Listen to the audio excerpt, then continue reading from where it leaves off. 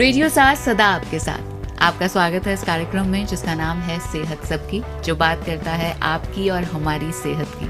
जैसे कि सभी कहते हैं कि अगर सेहत अच्छी है तो आप दुनिया, लाइफ, जिंदगी, लोगों को, आपकी सोशल गैदरिंग्स को, आपके धन को, आपके मन को, सबको एंजॉय कर सकते हैं।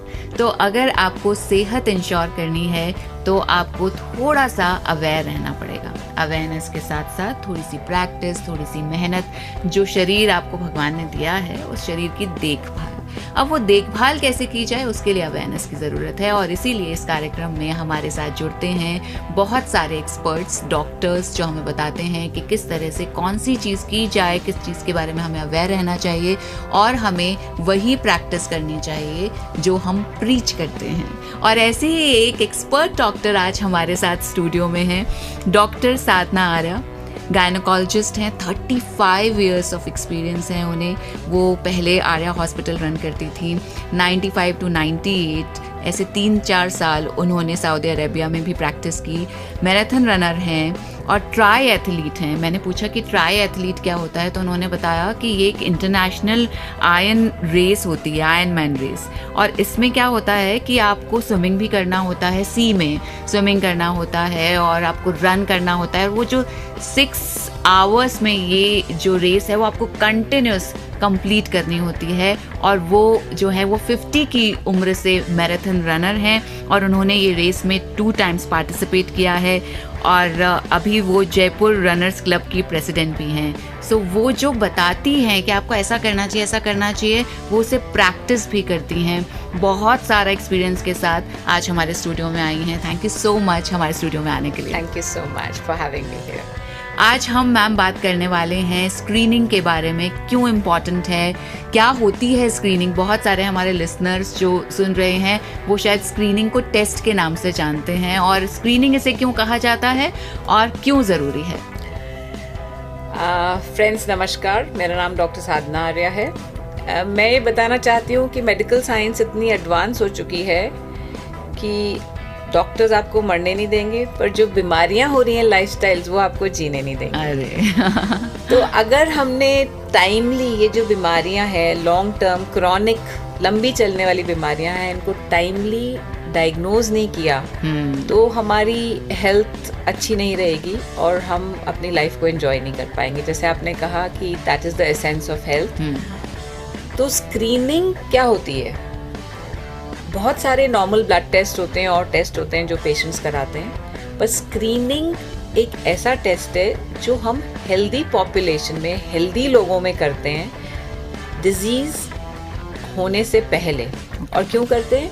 क्योंकि हम डिजीज़ को पहले डायग्नोज करना चाहते हैं। अच्छा, अब हम डिजीज़ को पहले, कौन सी डिजीज़ को पहले डायग्नोज करना चाहते हैं? हम ऐसी डिजीज़ को पहले डायग्नोज करना चाहते हैं जो बहुत धीरे धीरे ग्रो करती हैं और आगे जाके जानलेवा होती हैं। जैसे कैंसर्स, जैसे ऑस्टियोपोरोसिस, जिससे हड्डियों के फ्रैक्चर्स हो जाते हैं, बड़ी बड़ी हड्डियों के फ्रैक्चर्स हो जाते हैं। तो स्क्रीनिंग का पर्पस ये नहीं है कि आप बीमार हो गए और फिर आप जाके टेस्ट करा रहे हैं। अच्छा, स्क्रीनिंग एक ऐसा टेस्ट है जो कि आप रेगुलरली हर 3 साल में, 5 साल में कराते रहते हैं।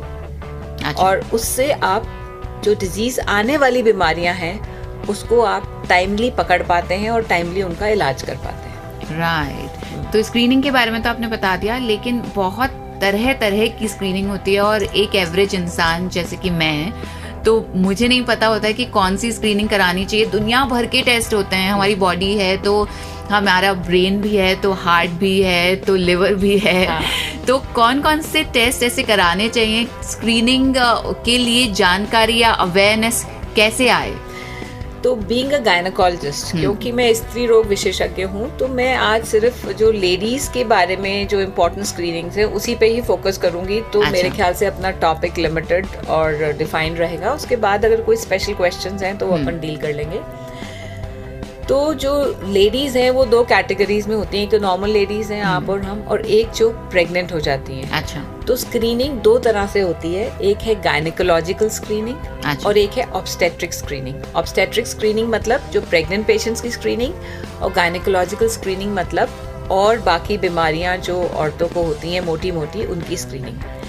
बीमारियां तो बहुत होती हैं, लेकिन सब जानलेवा नहीं होती हैं। अच्छा। तो स्क्रीनिंग उन डिजीजेस की इफेक्टिव होती है जो बीमारियां जानलेवा होती हैं और लंबी चलती हैं और जिससे हमारी हेल्थ पे बहुत बुरा प्रभाव पड़ता है। तो हम गायनिकोलॉजिकल स्क्रीनिंग में 2 स्क्रीनिंग्स की बात करेंगे मोटा मोटा। एक तो screening of the important cancers, जो कैंसर्स होते हैं लेडीज में, और दूसरा जो बोन हेल्थ के बारे में स्क्रीनिंग, क्योंकि आजकल देखा है कि जॉइंट पेन, नी रिप्लेसमेंट इतने कम एज में होने लगा है कि हमें तो समझ नहीं आता है क्या हो रहा है। तो ऑस्टियोपोरोसिस, बोन की हेल्थ हम कैसे डायग्नोज करें, ये भी पता चल जाता है, ये भी पता चल जाता है स्क्रीनिंग से।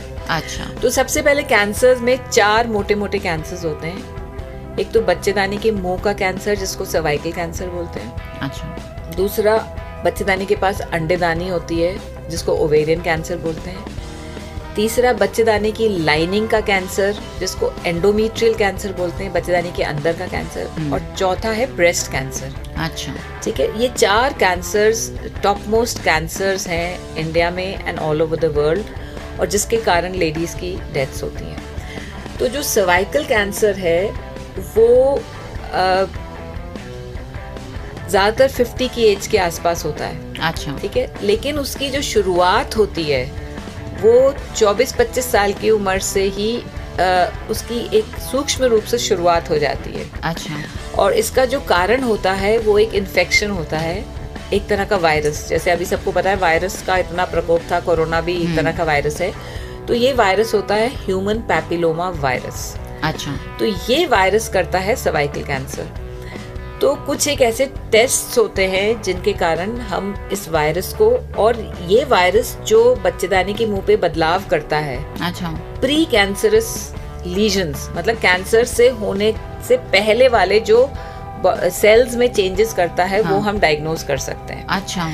तो अब 2 तरह के टेस्ट होते हैं। एक होता है सिंपल पैप स्मीयर। अच्छा। ये करीब 300-400 का, मैक्सिमम 500 का टेस्ट होता है। अच्छा। इसमें एक आइसक्रीम स्टिक टाइप पत्ती सी मतलब एक लकड़ी टाइप लेके बच्चेदानी के मुंह पे इंटरनल चेक करके सेल्स लेके स्लाइड पे देख लेते हैं। और दूसरा होता है liquid pap smear with HPV testing. Liquid pap smear क्या होता है? एक छोटा सा ब्रश होता है जिससे आप सेल्स ले लेते हो बच्चेदानी के मुंह से, और वो जो लिक्विड आता है उसमें आप HPV वायरस को भी टेस्ट करते हो कि जो कैंसर वाले वायरसेस के पार्टिकल्स हैं वो इसमें हैं कि नहीं। अच्छा।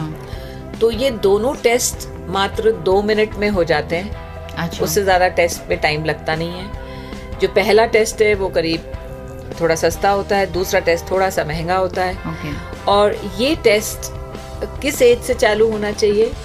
ये टेस्ट जब भी एक औरत सेक्सुअली एक्टिव होती है उस उम्र से ये टेस्ट स्टार्ट हो जाना चाहिए। अच्छा। और जो रिकमेंडेशन है, वैसे तो बहुत ही स्पेसिफिक है रिकमेंडेशन, इस उम्र से इस उम्र पर, मुझे नहीं लगता कोई इतना याद रख पाएगा। तो मोटा मोटा अगर आप पैप स्मीयर करा रहे हो, सिंपल वाला टेस्ट, तो हर 3 साल में एक बार कराना है बस। अच्छा। और अगर लिक्विड पैप स्मीयर करा रहे हो तो हर 5 साल में एक बार कराना है। अच्छा, ठीक है।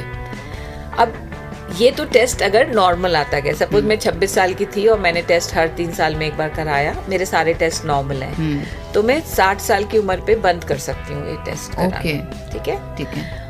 और अगर मेरा टेस्ट किसी बीच पॉइंट पे पॉजिटिव आता है कि एक कुछ सेल्स दिख गए जिसमें चेंजेस हैं कैंसर वाले, तो मुझे टेस्ट हर 6 महीने से कराना है। घबराना नहीं है, ट्रीटमेंट लेना है और हर 6 महीने से ये टेस्ट कराना है। अच्छा। और उसमें उस एकदम से कैंसर नहीं होता है, सूक्ष्म रूप से सेल में चेंजेस आते हैं कैंसर के।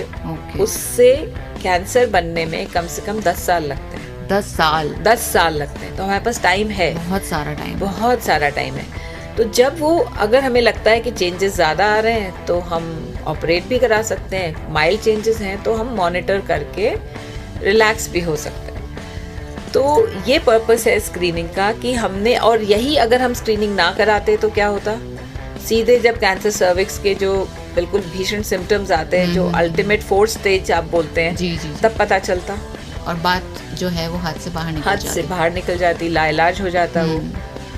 तो ये पर्पस है स्क्रीनिंग का। जैसे कि आपने कहा सेक्सुअली एक्टिव, तो अगर किसी महिला का केवल एक ही सेक्सुअल पार्टनर है तो क्या उसको भी सर्वाइकल कैंसर का टेस्ट कराना जरूरी है?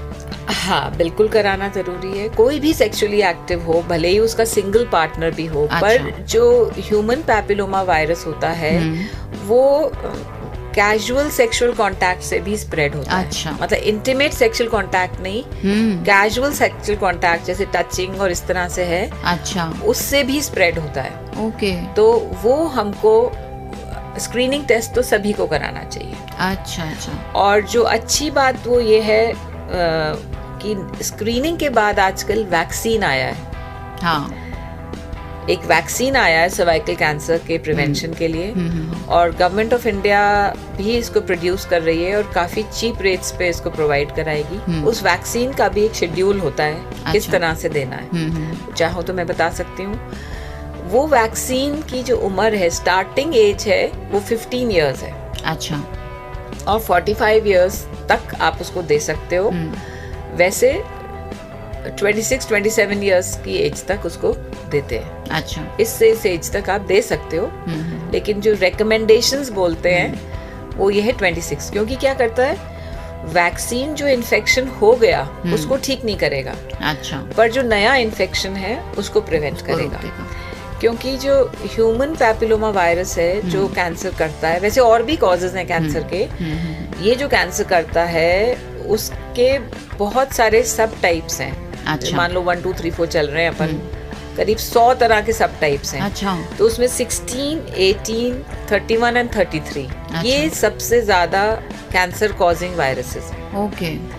ठीक है, तो ये वैक्सीन है इनके अगेंस्ट होता है। ओके। तो ये वैक्सीन जो है वो इन टाइप के, हाँ, जो कैंसरस सेल्स हैं, उनको बढ़ने से रोकता है। हाँ, वो ये जो वैक्सीन है वो एंटीबॉडीज बनाता है बॉडी में, जिससे कि ये वायरसेस, जैसे ही इन्फेक्शन आता है इस वायरस का, सपोज 16-18 का आया, तो वो एंटीबॉडीज उसको इनएक्टिवेट कर देती है। तो वायरस वहाँ पे एस्टैब्लिश ही नहीं हो पाता, इन्फेक्शन ही नहीं कर पाता। राइट। 90.4 रेडियो 7 पर मैं हूँ शिल्पी। कार्यक्रम का नाम है सेहत सबकी। आज हमारे साथ हैं डॉक्टर साधना आर्या, गायनोकोलॉजिस्ट हैं विद 35 इयर्स ऑफ प्रैक्टिस, और वो आज हमें बता रही हैं टाइप्स ऑफ स्क्रीनिंग जो करवानी चाहिए, क्यों अवेयरनेस बहुत ज़्यादा ज़रूरी है, किस तरह से किसी भी बीमारी को रोका जा सकता है अगर आप रेगुलर स्क्रीनिंग कराते हैं। तो डॉक्टर, आप बता रही थी बहुत सारे 4 टाइप्स के कैंसर्स के बारे में, और हम सर्वाइकल कैंसर के बारे में बात कर चुके हैं। तो सर्वाइकल कैंसर के बाद हमारा आता है कैंसर ऑफ द ओवरी। अच्छा। ये बहुत ही स्लो ग्रोइंग और इंसीडियस और काइंड ऑफ खतरनाक टाइप ऑफ कैंसर है, बिकॉज ये मोस्ट ऑफ द केसेस में 70% केस में लेट स्टेज में पता चलता है। अच्छा। क्योंकि ओवरी छोटी सी होती है, बच्चेदानी के साइड में पीछे कहीं छुपी रहती है, तो ये यहाँ कैंसर ग्रो करता रहता है, और 70% पेशेंट्स में जब 4th स्टेज में पहुंच जाता है तभी ये पता चलता है। तो अब ऐसे केस में अगर ये कैंसर पहले पता चलता तो आई एम श्योर ट्रीटमेंट हो जाता। एक चीज़ इम्पॉर्टेंट मैं यहाँ पे ऐड करना चाहूँगी, क्योंकि आगे भी इसकी बात होगी, कि जब भी किसी फैमिली मेंबर में आपके कैंसर डायग्नोज होता है, स्पेशली सपोज आपकी मदर के, मेरी मदर के डायग्नोज हुआ, मेरी सिस्टर के डायग्नोज हुआ, नानी के डायग्नोज हुआ, तो आपकी एक फैमिली हिस्ट्री हो गई कैंसर की, तो आप में ऑलरेडी टेंडेंसी है, क्योंकि कैंसर में कुछ जेनेटिक एलिमेंट भी होता है जी। पुश्तैनी जैसे कहते हैं ना, कुछ बीमारियां कुछ जेनेटिक एलिमेंट भी होता है जी। तो अगर ऐसा कोई कैंसर डायग्नोज होता है, जैसे कैंसर सर्विक्स में तो नहीं होता, पर ओवरी में अगर आपको कैंसर ओवरी डायग्नोज है किसी फैमिली में, किसी को फर्स्ट मतलब मैटरनल साइड माँ की तरफ की हिस्ट्री है, तो बाकियों को भी अवेयर होना चाहिए और स्क्रीनिंग करानी चाहिए। अच्छा। तो सो मच सो कि अगर आपका 1st डिग्री रिलेटिव को कैंसर है जी, तो आपके ऑलमोस्ट 5% चांस ज्यादा है नॉर्मल पॉपुलेशन से।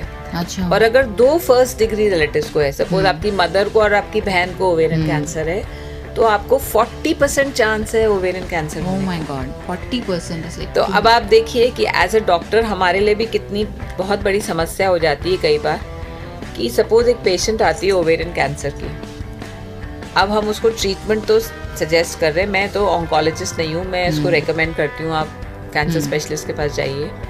मैं उसको ये कैसे जेंटली समझाऊं कि आपकी बेटी को भी स्क्रीनिंग करनी है। लेकिन ये समझाना कितना जरूरी है। पेशेंट्स कई बार पर आज जैसे आप ये टॉक कर रहे हैं, इससे लोगों में अवेयरनेस बढ़ेगी। इनफैक्ट मेरी बहुत ही क्लोज फ्रेंड है जिसको है प्रॉब्लम, और लेकिन उसको कैसे समझाएं कि सबसे आप इतने फ्री नहीं होते, पेशेंट से भी इतना फ्री नहीं होते कि आप कैसे समझाओ कि आपकी डॉटर को भी स्क्रीनिंग की बहुत ज्यादा जरूरत है। जी जी जी जी। तो यू नो इतनी ज्यादा इम्पोर्टेंस है स्क्रीनिंग की। और इनफैक्ट एक हेरिडिटरी सिंड्रोम होता है जिसमें कि ऑलमोस्ट 60-70% केसेस में अगर वो आपको है, आपके जैसे भाई को कोई और टाइप ऑफ कैंसर है, मदर को ये है, तो वो फैमिली में ऑलमोस्ट 60-70% कैंसर के चांसेस हो जाते हैं। और कुछ जीन्स होती हैं जिनको अगर आप टेस्ट करते हैं, वो टेस्ट काफ़ी महंगे होते हैं, अगर वो पॉजिटिव आ जाती हैं तो आपका चांस ऑफ कैंसर ऑलमोस्ट 70% हो जाता है कि आपको होगा ही होगा। अच्छा, तो अब आप देखिए इस केस में आप क्या करेंगे, ओवरीज तो निकाल के फेंक नहीं देंगे, screening is the only answer. तो ओवेरियन कैंसर की स्क्रीनिंग तो बहुत सिंपल होती है। अच्छा। लेडीज की सोनोग्राफी होती है, सबको पता है, पेट से होती है जी। एक और तरीका होता है ट्रांसवेजाइनल सोनोग्राफी का। अच्छा। इस सोनोग्राफी में लेडीज हिचकिचाती हैं, नहीं हम अंदर से नहीं कराएंगे। ओनली एक्सट्रीम सर्कमस्टेंस में कोई पेशेंट बहुत ही मोटा होता है, पेट पे से दिख नहीं रहा होता, तो वो परमिट करती है, अदरवाइज रूटीनली अवॉइड करते हैं। आप और हम भी सोचेंगे तो हमें लगेगा नहीं, हाँ, पेट से ही करा लेते हैं। बट ओवरी के केस में और बच्चेदानी के केस में ट्रांसवेजाइनल सोनोग्राफी सबसे अच्छा तरीका है सोनोग्राफी करने का। अच्छा। तो ट्रांसवेजाइनल सोनोग्राफी और एक सिंपल सा ब्लड टेस्ट होता है जिसको CA-125 बोलते हैं। अच्छा। ये कराने से काफी हद तक अपन इसका पता लगा अर्ली डायग्नोसिस अपन कर सकते हैं। अगर कोई डाउट है, ओवरी में छोटी सी गांठ है, गांठ वो सॉलिड है, एक गांठ होती है पानी से भरी हुई सिर्फ झिल्ली की, एक होती है थोड़ी सॉलिड, अंदर कुछ चीजें दिख रही हैं, तो फिर तुरंत CT MRI और टेस्ट हैं उससे आप क्लैरिफाई करो। बायोप्सी होती है, तो जो भी नीडेड है उसको कराने के लिए वो फिर अपन आगे टेस्ट कराएंगे। तो ये तो हुआ ओवरी का।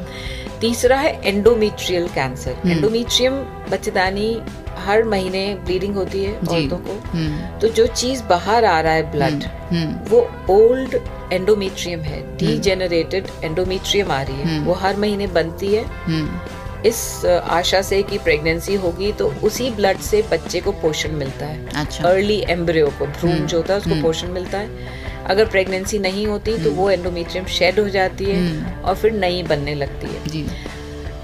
तो एंडोमेट्रियम का कैंसर तो बहुत इजी होता है और अर्ली स्टेज में वो साइंस भी शो करता है। मान लो आपने स्क्रीनिंग नहीं कराई, क्योंकि इरेगुलर ब्लीडिंग होने लगती है। अच्छा।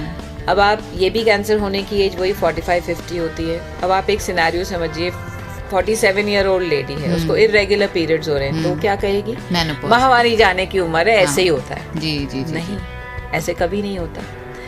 नॉर्मल मेनोपॉज का तरीका ये होता है कि आपको हर महीने पीरियड आ रहे हैं, तो वो हर 40 डेज से आ जाएंगे या हर 45 डेज से आ जाएंगे, या फिर ब्लीडिंग 5 दिन हो रही है तो वो 3 दिन हो जाएगी, कम हो जाएगी, या अगर 5 दिन ही हो रही है तो वो अमाउंट ऑफ फ्लो कम हो जाएगा। ऐसा कभी नहीं होगा कभी 15 डेज में आएगी, कभी 40 डेज में आएगी, कभी 20 डेज में आएगी। ये इरेगुलर पैटर्न ऑफ ब्लीडिंग है, इसको इन्वेस्टिगेट कराना बहुत जरूरी है। अच्छा, और जबकि ये तो बिल्कुल कॉमन मान्यता है, मिथ है, आई वुड से नाउ, कि अच्छा ये तो इसलिए हो रहा है। In fact I would tell you about my mother as well. मम्मा के साथ भी ऐसे ही हुआ था, जब उनका मेनोपॉज आया था तब उन्होंने भी यही सोचा कि ये तो मेनोपॉज के सिम्टम्स हैं। नहीं, ऐसा नहीं है। तो इसका भी तरीका स्क्रीनिंग का बहुत ही आसान है। इसके लिए सिर्फ सोनोग्राफी चाहिए होती है, और सोनोग्राफी में 2-3 कंडीशंस हैं जिसमें अपन को DNC करनी पड़ सकती है। DNC सफाई नहीं है, DNC एक डायग्नोस्टिक प्रोसीजर है जिसमें जो भी टिश्यू निकलता है हम उसको प्रिजर्व करके बायोप्सी के लिए भेजते हैं और देखते हैं कि उसमें कहीं प्री कैंसरस चेंजेस तो नहीं है, ठीक है। अच्छा। तो सबसे पहले हमने सोनोग्राफी कराई पेशेंट की। सपोज एक 45 ईयर ओल्ड पेशेंट आती है, अभी माहवारी बंद नहीं हुई और हमने सोनोग्राफी कराई और उसकी जो एंडोमेट्रियम लाइनिंग नॉर्मली 10-11 मिलीमीटर से कम होनी चाहिए। अगर उसकी 14-15 मिलीमीटर आ रही है इसका मतलब एक्सेस डेवलप हो रही है अंदर वो। अच्छा। तो she needs a DNC to check कि इसमें कोई प्री कैंसरस चेंजेस तो नहीं। तो वो कौन सा टेस्ट होता है? आपने पहले सोनोग्राफी कराई, हाँ। फिर DNC करी। अच्छा। सफाई जिसे कहते हैं लेमैन। अच्छा। वो तो आपको एक थोड़ा टाइम के लिए भर्ती रहना पड़ता है, डॉक्टर अच्छा। के पास जाना पड़ता है। तो वो अंडर एनेस्थीसिया होती है, बेहोशी में होती है, वो ऐसे नहीं है लैब में जाके टेस्ट नहीं होता। अच्छा अच्छा, ठीक है। फिर जो टिश्यू निकलता है DNC में जो भी मटेरियल निकला उसको हम बायोप्सी के लिए भेजते हैं, वो लैब में भेजते हैं। इसी तरह से सपोज एक 55 ईयर ओल्ड है, जैसे आपकी मॉम की बात हुई, मान लो वो 55 की है, माहवारी बंद हो गई 49 पे, 4 साल कुछ ब्लीडिंग नहीं आई, फिर हल्का सा स्पॉट दिखा, हाँ। तो आप क्या बोलेंगे? अरे एक ही तो धब्बा दिखा है, हाँ। क्या करना है? नो, आप सोनोग्राफी कराओ। अगर उसमें मेनोपॉज होने के बाद जो एंडोमेट्रियल लाइनिंग है वो सिर्फ 4 mm होती है। अच्छा। अगर वो अब 7-8 mm आ रही है इसका मतलब कुछ एबनॉर्मलिटी डेवलप हो रही है। Again she needs a DNC। सफाई करके टिश्यू लो और चेक कराओ। तो इसके क्लियर प्रोटोकॉल्स होते हैं। अच्छा। इसके एक तरीका होता है। जैसे आप अपने किचन में घुसते हो तो एक तरीके से काम करते हो, आटा गूंदोगे तो पहले ये करोगे, फिर ये करोगे, फिर ये करोगे, प्रोसेस होता है। ऐसे ही कोई भी मेडिसिन में जो ट्रीटमेंट होता है उसके प्रोटोकॉल्स बने हुए हैं। मैं आपको सिर्फ एक रफ आइडिया दे रही हूँ। तो उसमें क्या होता है कि बहुत सारे लोग, शायद डॉक्टर रेकमेंड भी करते होंगे नहीं ये कराना नहीं, आप तो हमें पहले दवाई दे दीजिए। मेरे पास जब पेशेंट आता है तो कहता है कि अगर इवन 35 के बाद इरेगुलर ब्लीडिंग करके आता है जिसका कोई फिक्स पैटर्न नहीं है, कहता है थोड़ा दवाई दे दीजिए फिर देख के बताएंगे। तो मैं दवाई नहीं देती, because this has to be diagnosed. इसको डायग्नोज करना जरूरी है, फिर उसके बाद उसको अपन ट्रीट कर सकते हैं जो भी निकले उसमें। राइट। तो दिस इज इट। तो ये हुई एंडोमेट्रियल कैंसर की बात। और अब जो फोर्थ कैंसर है ब्रेस्ट कैंसर है,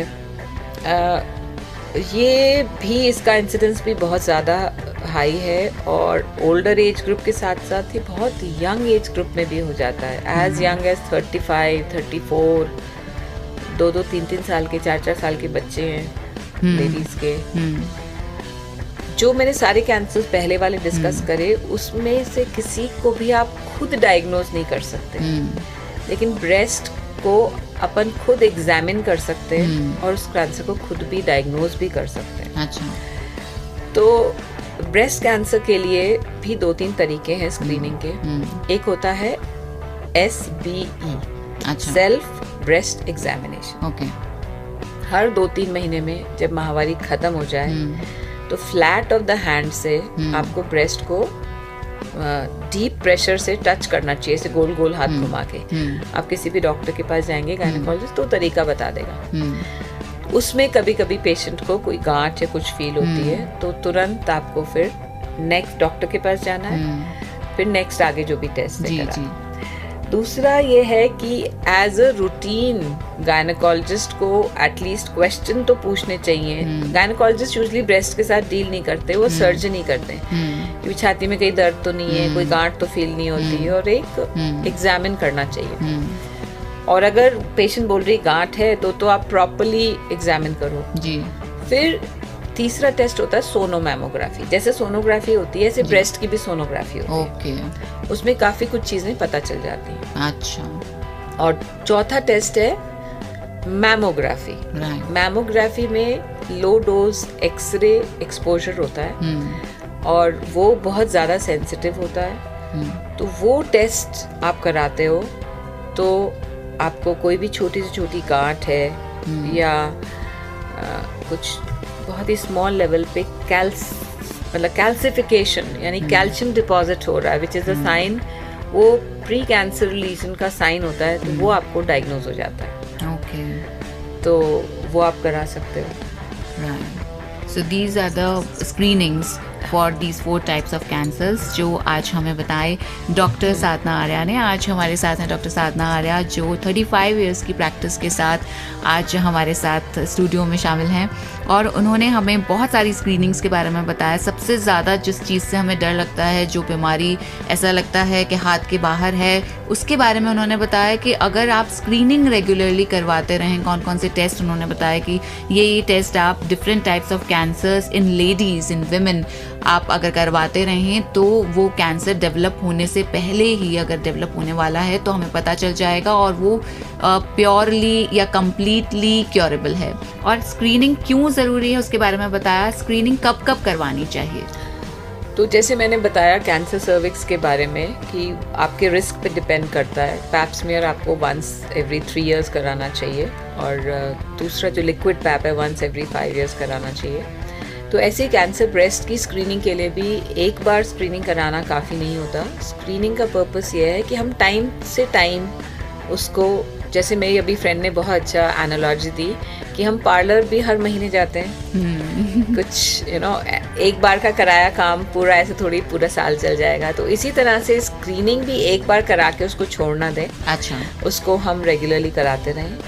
तो मैमोग्राफी स्क्रीनिंग है एटलीस्ट वंस इन 5 इयर्स करानी चाहिए. अच्छा.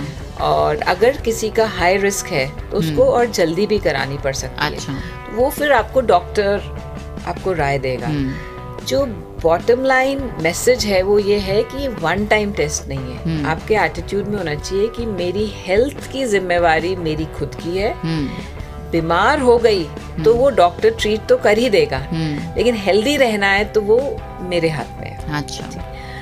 और कुछ रिस्क फैक्टर्स बताती हूँ. अपन आजकल बहुत ज़्यादा ओबेसिटी है, पीसीओडी है, डायबिटीज़ का एक्सप्लोजन है, थायराइड है. तो ऐसे ही ब्रेस्ट कैंसर के लिए बहुत सारे रिस्क फैक्टर्स होते हैं. एक तो ये होता है कि अगर किसी की मिनारकी माहवारी बहुत जल्दी चालू हो गई है तो वो हाई रिस्क होता है. अच्छा. या किसी का मेनोपॉज लेट है, किसी का मेनोपॉज 47, 48, 50 तक हो जाना चाहिए, किसी का 53 तक नहीं हुआ, तो वो हाई रिस्क होता है. दूसरा, किसी के फैमिली में कैंसर ऑफ द ओवरी है, बच्चेदानी का कैंसर है, तो उनको ज्यादा रिस्क होता है ब्रेस्ट कैंसर का.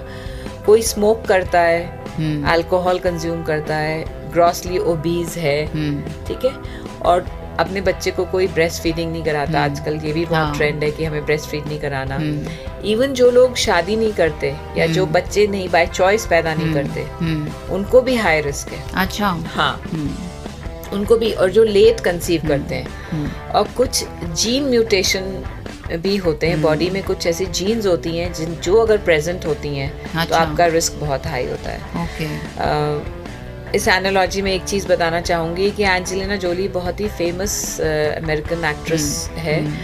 उसके जो टेस्ट कराया, उसके फैमिली में कैंसर ब्रेस्ट की हिस्ट्री थी. एक जीन टेस्टिंग होता है जिसको BRCA1 एंड BRCA2 बोलते हैं, BRCA. उसकी दोनों जीन स्ट्रांगली पॉजिटिव थी, तो उसका chances of cancer was 60 to 70%. Cancer breast. तो उसने बायलैटरल दोनों तरफ के ब्रेस्ट को रिमूव करवाया.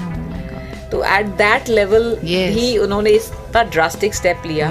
तो अपन कम से कम स्क्रीनिंग तो करा ही सकते हैं. राइट. तो ये तो हुई कैंसर्स की. अच्छा, आपने बताया कि अगर मेनोपॉज जल्दी स्टार्ट हो रहा है तो what is the ideal age of menopause, और कब हमें अलार्मिंग सिचुएशन में होना चाहिए कि अच्छा मेनोपॉज जल्दी स्टार्ट हो गया या लेट स्टार्ट हो रहा है? तो भाई मेनोपॉज बेसिकली अलार्मिंग तो कुछ नहीं होना चाहिए. लेट होता है तो थोड़ी सी प्रॉब्लम है. अच्छा. अगर 51, 52 के बाद भी पीरियड्स आते रहते हैं तो फिर उसको तो थॉरली इन्वेस्टिगेट करना चाहिए कि इतना लेट क्यों पीरियड्स आ रहे हैं. ओके. और 45 से पहले अगर हो जाता है मेनोपॉज तो ऐसा कुछ अलार्मिंग नहीं होगा, लेकिन पेशेंट को प्रॉब्लम ज़्यादा होंगी. जो मेनोपॉज रिलेटेड प्रॉब्लम्स होती हैं उस पर अपन फिर कभी बात कर सकते हैं. वो ज़्यादा होंगी क्योंकि जब तक अपनी माहवारी आती रहती है, जब तक अपनी बॉडी में ईस्ट्रोजन हार्मोन रहता है, तब तक अपना मूड को कंट्रोल करता है ईस्ट्रोजन, अपना skin texture, bone health, heart health, बहुत सारी चीज़ों को कंट्रोल करता है. तो जब तक माहवारी आ रही है इसका मतलब ओवरीज अपनी अंडेदानी ईस्ट्रोजन बना रही है हार्मोन. जब अंडेदानी ईस्ट्रोजन बनाना बंद कर देती है तो माहवारी भी आना बंद हो जाती है। तो फिर धीरे धीरे बाकी प्रॉब्लम्स, हार्ट, आपने देखा होगा लेडीज को हार्ट प्रॉब्लम यूजुअली 45 के बाद जब माहवारी चाहती तब स्टार्ट होती है। तो ये सब कुछ चीजें हैं। तो वो चीजें तो मेनोपॉज रिलेटेड हो जाएंगी। पर हाँ, अगर लेट मेनोपॉज हुआ तो वो चिंता का विषय ये होगा कि आपका हाई लेवल ऑफ एस्ट्रोजन्स आ रहा है ब्लड में, तो तब कैंसर्स होने की टेंडेंसी बढ़ जाती है अगर लेट मेनोपॉज। और राइट एज ऑफ माहवारी कब माना जाता है?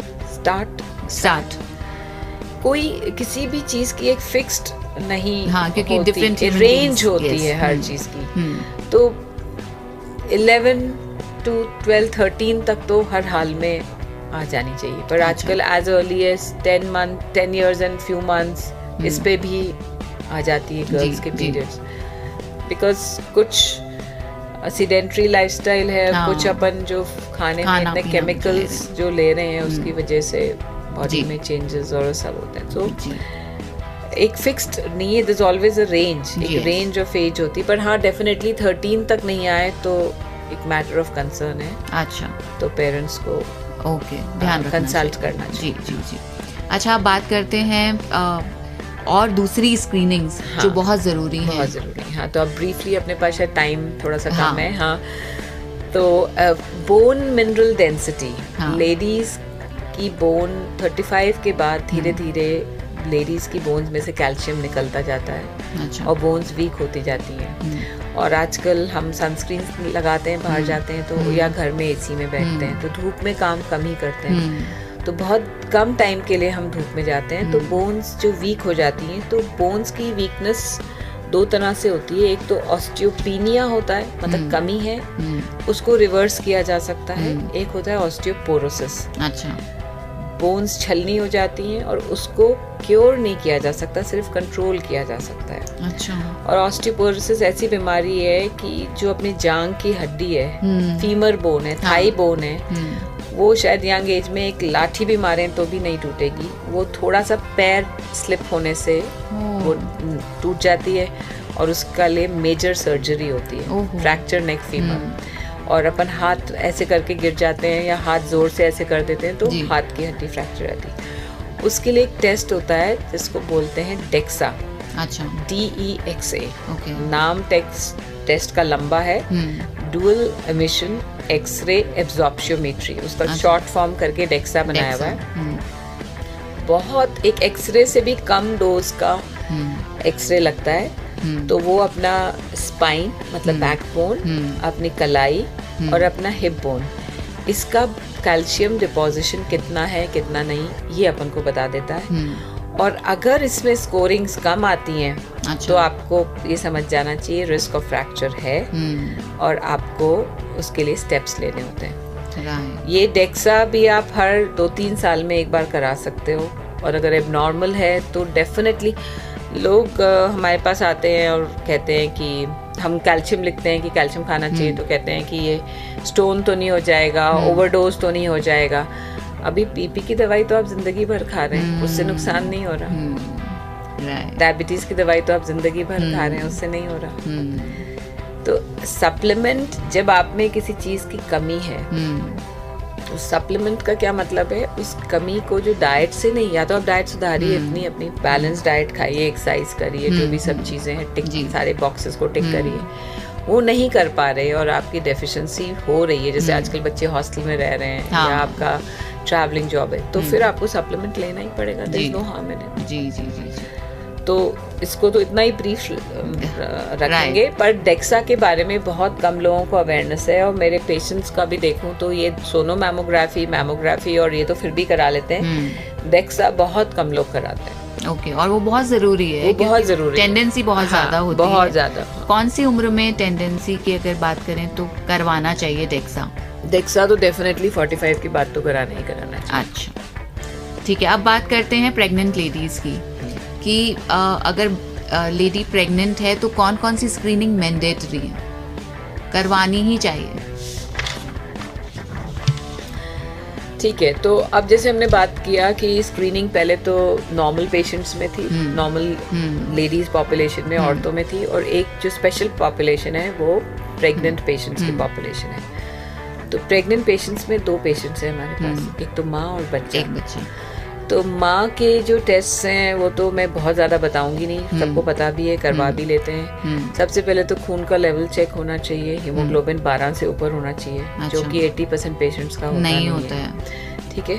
दूसरा, थायराइड का सिंपल एक टेस्ट होना चाहिए, क्योंकि इंडिया में थायराइड की कमी भी बहुत बड़ी प्रॉब्लम है। तीसरा, डायबिटीज़ का एपिडेमिक है इंडिया में, सबकी बहुत ज़बरदस्त फैमिली हिस्ट्री ऑफ डायबिटीज़ होती है, तो डायबिटीज़ की भी स्क्रीनिंग होनी चाहिए अर्ली स्टेज ऑफ प्रेगनेंसी में ही। अच्छा। अगर प्रेगनेंसी इटसेल्फ डायबिटीज़ को बढ़ाती है, तो अगर आप ये डायग्नोज नहीं करेंगे अर्ली में और डायबिटीज़ निकल गई बाद में, तो बच्चे को और माँ दोनों को नुकसान करता है। अच्छा। ठीक है। और इसके बाद ये और एक यूरिन एग्जामिनेशन बहुत ही सिंपल है, ये अर्ली स्टेज में करना चाहिए, क्योंकि यूरिन इन्फेक्शन भी बहुत कॉमन सा इन्फेक्शन है। थोड़ी सी जलन होती है, इसको नॉर्मल सा मानते हैं। हाँ। कि हमने गर्म चीज़ खा ली थी तो इसलिए जलन हो गई, ठंडी चीज़ खाओ, ऐसा कुछ नहीं होता। जलन हो रही है मतलब इन्फेक्शन है। और अगर यूरिन में बैक्टीरिया पास होते रहते हैं तो ये एक इम्पॉर्टेंट कॉज होता है प्री टर्म डिलीवरी होने का। टाइम से पहले डिलीवरी हो जाती है या अबॉर्शन होने का एक कारण होता है। अच्छा। तो ये तो प्रेग्नेंट पेशेंट्स के लिए। बच्चे के हिसाब से कि बच्चा आपका अंदर स्वस्थ है, तो प्रेगनेंसी 9 महीने की होती है, उसको 3 भाग में डिवाइड कर देते हैं। First, second, third, fourth, fifth, sixth, 7th, 8th, 9th। तो फर्स्ट ट्राइमेस्टर बोलते हैं, पहली तिमाही, दूसरी तिमाही और तीसरी तिमाही। तो पहली तिमाही में हम सोनोग्राफी करते हैं 11 to 14 वीक्स। प्रेगनेंसी में मंथ से नहीं चलते हम, वीक से चलते। लास्ट माहवारी लास्ट आपको कब आई वो डेट निकालिए और उससे हफ्ते निकालते हैं। अच्छा। पूरी प्रेगनेंसी 9 महीना 7 दिन, इसको हफ्ते में बनाएंगे तो 40 वीक्स की होती है। अच्छा। ठीक है। तो 11 to 14 वीक्स पे एक सोनोग्राफी होती है। सोनोग्राफी में गर्दन के पीछे का कुछ मांस होता है, उसको नापते हैं। वो अगर बहुत ज्यादा थिक होता है, बच्चे के गर्दन के पीछे, अच्छा। बच्चे की बात हो रही है। अच्छा। बच्चे के लिए सोनोग्राफी करते हैं, गर्दन के पीछे का मांस, उसको न्यूकल फोल्ड बोलते हैं। अच्छा। वो चेक करते हैं, अगर बहुत ज्यादा थिक होता है तो मतलब बच्चे में डाउन सिंड्रोम होने की अच्छा। संभावना है। तो उसके साथ फिर ब्लड में भी टेस्ट होता है। पर 11 हफ्ते का बच्चा काफी छोटा होता है, तो इसको अपन रिकन्फर्म करते हैं। फिर दूसरे तिमाही में भी एक डिटेल्ड स्कैन सोनोग्राफी होती है, जिसको आजकल एनामली स्कैन अच्छा बोलते हैं। बच्चे में जन्मजात नुक्स देखने के लिए सोनोग्राफी होती है, जहाँ पे बच्चे के दिमाग से लेके स्ट्रक्चर, उसकी बनावट पूरी देख सकते हैं। अच्छा। एक फोटो से आप किसी की नेचर या सीरत तो नहीं पहचान सकते, सिर्फ फोटो में शक्ल ही देख सकते हैं। तो ऐसे बच्चे की बनावट सही है कि नहीं, आँख, मुंह, तालू तो वो कटा हुआ नहीं है, लिप तो कटा नहीं, उंगलियां पूरी हैं, हाथ पैर सब सही बने, ये सब पता चल जाता है। ये सब पता चल जाता है 3.5 महीने के बच्चे में। 3.5 महीने का बच्चा आपके और हमारे जैसा पूरा बना हुआ होता है। अच्छा। इतना पूरा बना हुआ होता है, तो वो पता चल जाता है। इसके साथ माँ का ब्लड सैंपल लेते हैं, उसमें कुछ केमिकल टेस्ट होते हैं, जैसे अपन और टेस्ट करते हैं, वो टेस्ट करके दोनों को मिला के एक प्रोबेबिलिटी निकालते हैं कि बच्चे में नुक्स होने की कितनी प्रोबेबिलिटी है। कई टेस्ट कई जो नुक्स हैं वो दिखते नहीं है इमीडिएटली, तो प्रोबेबिलिटी निकालते हैं। तो ये पेशेंट्स को पता होना ज़रूरी है कि जब डॉक्टर टेस्ट के लिए बोलता है तो वो डॉक्टर से डिस्कस करे ये क्यों हो रहा है, किस लिए हो रहा है। आजकल एक टेस्ट और होता है, उसको बोलते हैं NIPT। अच्छा। वो 10 हफ्ते पे करते हैं। 10 हफ्ते मतलब 2.5 महीने पे। ओके। 2.5 महीने प्रेग्नेंट होती है पेशेंट। NIPT में क्या होता है, माँ का ब्लड लेते हैं। ओके। माँ के ब्लड में, जैसे अपन पुराने ज़माने में बोलते थे कि माँ को अच्छा बोलना चाहिए, अच्छा खाना चाहिए, बच्चा पेट में है तो उसका असर आता है, बच्चे का ब्लड माँ में जाता है, तो वास्तव में बच्चे का ब्लड क्रॉस ओवर करके 2.5 महीने बाद कुछ फ्रैगमेंट्स माँ में भी जाते हैं। तो माँ जो बच्चे का जो सेल्स घूम रहे होते हैं लेमैन टर्म्स में, उसको निकाल लेते हैं और उसमें टेस्ट करते हैं। अच्छा। तो 2.5 महीने पे भी आप बच्चे में कुछ जन्मजात नुक्स है तो काफी हद तक पता कर सकते हो, और उसको क्लैरिफाई करने के लिए फर्दर टेस्ट्स आप करा सकते हो। जी। कुछ और भी टेस्ट होते हैं, फिर वो एडवांस, वो फिर आप जेनेटिक काउंसलिंग के लिए जाओगे, वो आगे बताते हैं। बहरहाल कहने का मतलब ये है कि ये चीजें अवेलेबल हैं। जी। ये तो वन टाइम स्क्रीनिंग है। प्रेग्नेंट हुई पेशेंट तो स्क्रीनिंग करानी है, नहीं है तो नहीं करानी। जी। तो अभी तक हमें पता ही, तब आप इमेजिन करिए कि एक प्रेगनेंसी 5 महीने की हो गई और उसको अभी तक पता ही नहीं चला कि बच्चे में कुछ ऐसा मेजर नुक्स, सर नहीं बना हुआ। ये नहीं तो कैसे वो बच्चा सर्वाइव करेगा, और कितना मानसिक ट्रॉमेटिक होता है, ट्रॉमा है पेशेंट के लिए कि 5 महीने बाद जब सब उसके मन में जी तब उसको पता चल रहा है, अब तो क्या बीतेगी मन। तो स्क्रीनिंग टेस्ट यही है मोटे मोटे, मतलब हर्डली जी। और इससे रिलेटेड कुछ और क्वेश्चन है तो बस मैं यही पूछना चाहूँगी कि बहुत सारी चीज़ें जब एक डॉक्टर हमारी स्टूडियो में आती हैं तो लिसनर्स के दिमाग में, जैसे कि हम स्क्रीनिंग पे बात कर रहे हैं, लेकिन स्क्रीनिंग के अलावा भी लोगों के मन में गायनी से जुड़ी हुई बहुत सारी चीज़ें होती हैं, जैसे कि आप 34 के बाद आप कंसीव करेंगे तो बच्चे के एबनॉर्मल होने के चांसेस बहुत ज़्यादा हैं। This is not the right age to conceive, what is the right age to conceive, और कंसीविंग में अगर प्रॉब्लम आ रही, और मोस्टली आजकल ऐसा देखा जा रहा है, आई हैव जस्ट हर्ड, आप जानती हैं तो कि कंसीविंग में बहुत सारी दिक्कतें आती हैं, और अगर जैसे कि आपने बताया कि माँ ना बनने का भी डिसाइड करते हैं तो भी बहुत सारी मुसीबतें आती हैं, मतलब फिजिकल दिक्कतें आती हैं। तो अगर उसके बारे में if you can throw a little light. तो सबसे पहले तो ये बहुत अच्छा क्वेश्चन किया आपने। इनफैक्ट मेरे नोन में ही बहुत सारे ऐसे कपल्स हैं जिन्होंने शादी होने के बाद पहले डिसाइड किया कि हमें अभी नहीं करना बच्चा, फिर 3 साल तक नहीं करना, फिर डिसाइड किया कि अब करना है, तो फिर हुआ ही नहीं, और बहुत चैलेंजेस के बाद। तो उसका सॉल्यूशन क्या है? जब एक कपल, राइट एज तो ऐसा कुछ नहीं, पर definitely before 35 years of age issues हो जाएं, जो भी आप प्लान कर रहे हो 1 या 2, तो बेटर है। और जब आप शादी होती है, सपोज 27-28 तो नॉर्मल एज हो गई, दोनों ही है सपोज इसी एज के, शादी हो गई, अब उनको लग रहा है कि हमें 2 साल करियर है, या अभी हम सेटल नहीं है, या वट एवर एजुकेशन है, अभी नहीं करना, तो उनको बेसिक टेस्ट ऑफ फर्टिलिटी कराने चाहिए। अच्छा। यानी दोनों कपल गायनेकोलॉजिस्ट के पास जाएं। वैसे तो गायनेकोलॉजिस्ट को राय देनी चाहिए, ऐसा नहीं कि 3 साल नहीं चाहिए तो चलो कोई बात नहीं। बेसिक टेस्ट में क्या होगा कि जो लड़का है, हस्बैंड है, वो अपना सीमन एनालिसिस कराए, सीमन काउंट सब नॉर्मल है, और गर्ल अपनी एक मिड साइकिल सोनोग्राफी कराए। जो एक ओव्यूलेशन होता है एक फीमेल के, वो एक अनदर टॉपिक है, फिर वो माहवारी के बीच के टाइम में होता है। अच्छा। सपोज आपको 2 तारीख को माहवारी आई, अगली 2 तारीख को आएगी, 2 अप्रैल को आई, अब 2 मई को आएगी, तो ओव्यूलेशन 2 मई से 15 दिन पहले होगा। अच्छा। तो 30 का महीना है, 2 + 13, 17 तारीख को ओव्यूलेशन होगा। तो 17 के डेट तो फिक्स नहीं होती, किसी की 2-3 दिन ऊपर नीचे होती है, तो 17 से 2-1 दिन पहले या बाद में कोई एक डेट फिक्स करके सोनोग्राफी कराओ कि आपके एग सही बन रहे हैं कि नहीं। अच्छा। तो ओव्यूलेशन सही हो रहा है, स्पर्म काउंट सही है, तो 90% प्रॉब्लम्स तो आपकी सही हैं, 90% चीजें सही हैं, तो then you can go head and wait for 1 year, 2 year, 3 year, जितना भी है वो आप प्लान कर सकते हो। तो एक तो बात ये हुई कि जब लंबे समय के लिए बच्चा नहीं चाहिए तो ये बेसिक टेस्ट शुरू में करा लेने चाहिए, थोड़ी प्लानिंग के साथ चलना चाहिए। अच्छा।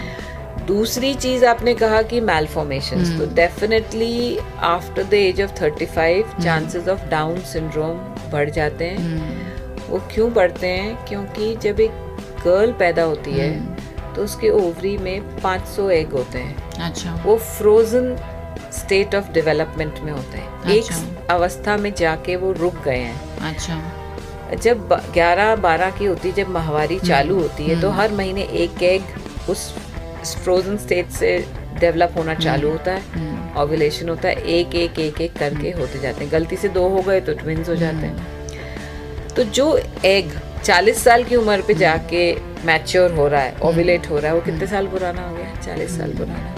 तो उसमें चांसेस ऑफ क्रोमोसोमल डिफेक्ट ज्यादा होते हैं। तो ऐसा नहीं है कि इम्पॉसिबल है, नॉर्मल होता ही नहीं, पर हर चीज जैसे मैंने कहा प्रोबेबिलिटी है.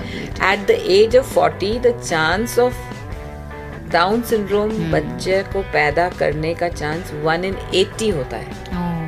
और एक 25 साल की का तो 1 in 5000 होता है. अच्छा, तो अब वैसे तो 1 in 80 ही है, लेकिन कितनी हाई प्रोबेबिलिटी. तो ये कुछ चीजों की अवेयरनेस जब लोगों में होएगी तो वो अपनी, क्योंकि आजकल गर्ल्स भी बहुत आगे बढ़ रही हैं, विच दे शुड, एजुकेट हो रही हैं, जॉब्स कर रही हैं, तो लेकिन ये थोड़ा सा नॉलेज के साथ चलेंगी तो वो अपनी प्लानिंग और ये सब अच्छे से कर सकती हैं, हेल्दी भी रह सकती हैं, एंड लास्ट में कुछ स्ट्रेसफुल वो होए वो भी अवॉइड हो जाएगा. राइट. सो आपने हमें बताया स्क्रीनिंग की इम्पोर्टेंस कितनी ज़्यादा है और किस तरह से बहुत सारी बीमारी, अवेयरनेस की कमी की वजह से हम बहुत डरे हुए रहते हैं.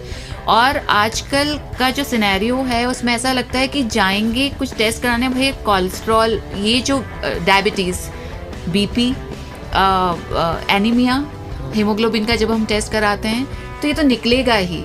वी जस्ट एज्यूम, और हमको जो करवाने चाहिए, जो कितनी ज़्यादा प्रोबेबिलिटी, इतनी ज़्यादा खतरनाक डिजीज़ेस की है, उनसे हम बच सकते हैं. और जैसे कि आपने कहा 10 साल लेता है कैंसर डेवलप करने में, या उससे कम या उससे ज़्यादा, तो हम बिल्कुल बच सकते हैं. तो स्क्रीनिंग कितनी इम्पोर्टेंट है आज आपने हमें बताया. और रेगुलर स्क्रीनिंग, ऐसा नहीं है कि एक बार करवा लिया तो लाइफ टाइम का हो गया, हमें रेगुलर स्क्रीनिंग करवानी चाहिए और कुछ टेस्ट जो हैं वो उम्र के हिसाब से करवाने चाहिए.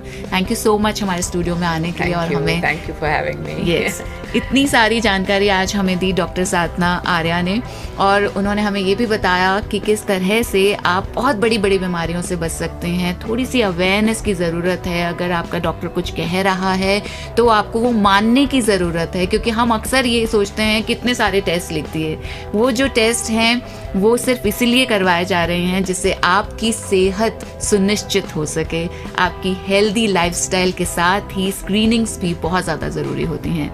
रेडियो 7 पर मैं हूँ शिल्पी, और आज हमने बात की डॉक्टर साधना आर्या से. इसी तरह बहुत सारे एक्सपर्ट्स के साथ ऐसी ही बातों को लेकर फिर से लौट आऊँगी इसी कार्यक्रम में जिसका नाम है सेहत सबकी. तब तक के लिए मुझे दीजिए इजाज़त. सुनते रहिए रेडियो 7 सदा आपके साथ. नमस्कार.